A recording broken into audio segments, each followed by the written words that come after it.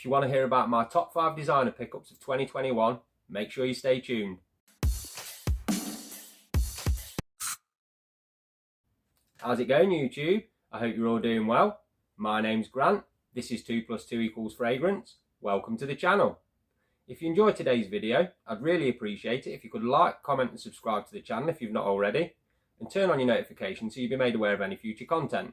You can also follow me over on Instagram at 2 + 2 = Fragrance. So last year, 2021, I picked up a lot of fragrances. I only got 3 niche though, so I thought I'd go through my designers and pick out the best 5, talk to you guys a little bit about them. So the first fragrance we're going to take a look at is this one. I have to turn it out of the light because of the reflection. 212 VIP from Herrera. Now this fragrance is absolutely beautiful.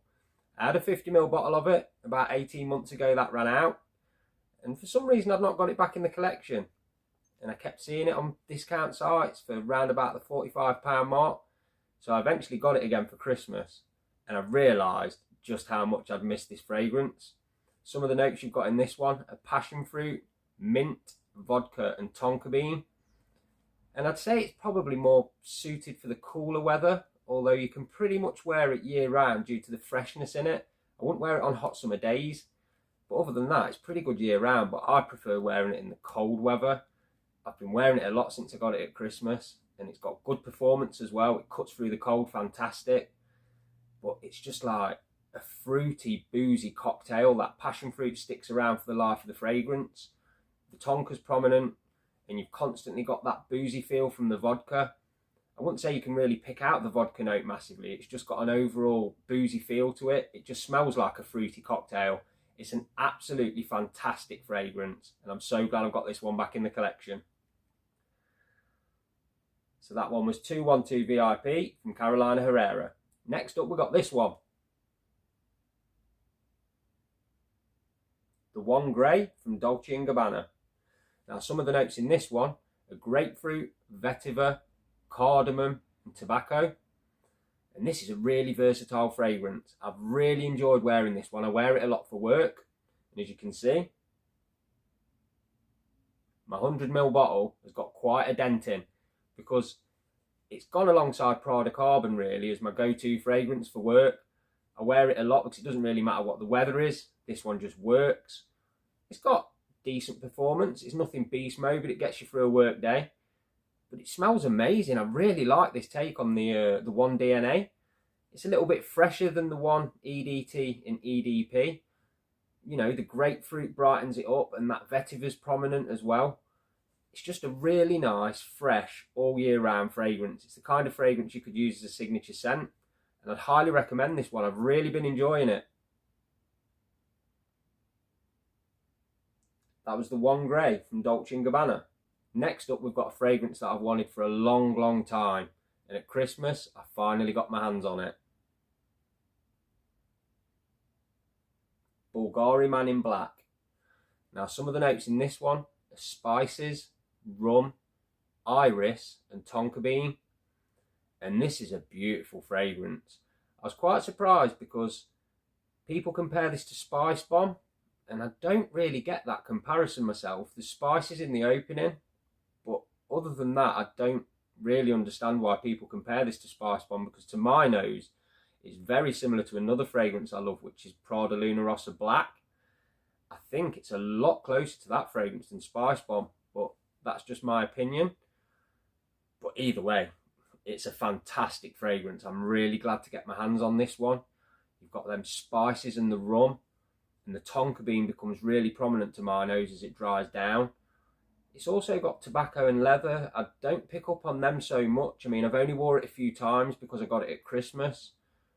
But either way, with the spices and the rum and the tonka bean, it's beautiful in the cold weather. Absolutely beautiful fragrance. That iris is just a light iris note as well. Just gives it a nice bit of smoothness, a bit of class as well. Yeah, really glad to have this one in my collection finally. Bulgari Man in Black.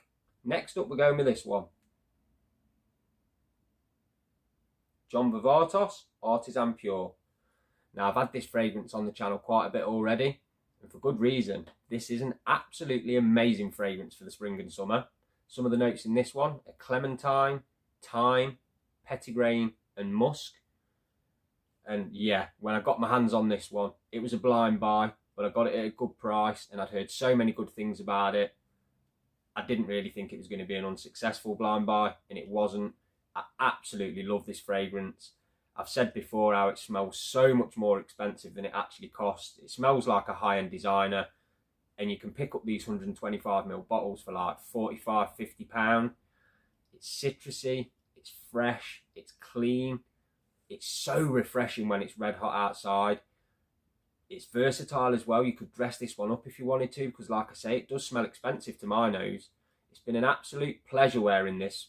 Well, I was going to say pleasure wearing this through the summer. We don't really get much of a summer, but when the weather was warmer, it was an absolute pleasure wearing this one. And I'll always try and keep this in my collection because it's absolute class. So that was John Vivatos Artisan Pure. And last on the list, I've picked this one. Hugo Boss Bottled Tonic. Now you might be surprised that this one's made my best pickups from 2021 list, but I've been really impressed with this fragrance. Some of the notes in it are bitter orange, apple, vetiver and ginger. And you know, it's nothing special, I get that, but when it's red hot outside, this fragrance is fantastic. In fact, when it's just warm outside, this fragrance is fantastic. Some days you don't want something that's absolute beast mode, especially when it's warm. You just want something refreshing, something that's light. And this works perfectly. Yeah, it's not got massive performance. I get about 5 to 6 hours out of it. You know, with maybe an hour and a half, 2 hours of average projection. But it's one of them fragrances you can spray heavy and reapply. You know, you're not going to overspray this one. It's not going to offend anyone. It's not going to bother you when it's hot.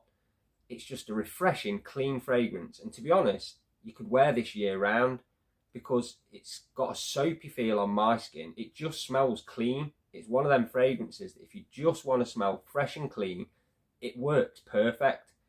It's a really, really nice fragrance. It's probably my favourite one out of the Boss Bottled, and I've tried a few.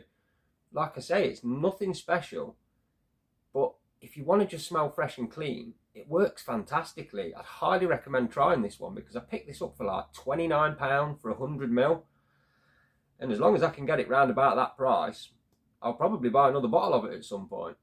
So that one was Hugo Boss Bottled Tonic. So they were my top 5 designer pickups of 2021. Make sure you let me know down in the comments some of your best pickups from 2021. I love chatting to you guys, and I'd be interested to hear what your best pickups were. As always, thanks a lot for taking the time out to watch this video. I really do appreciate it. And until next time, keep smelling amazing.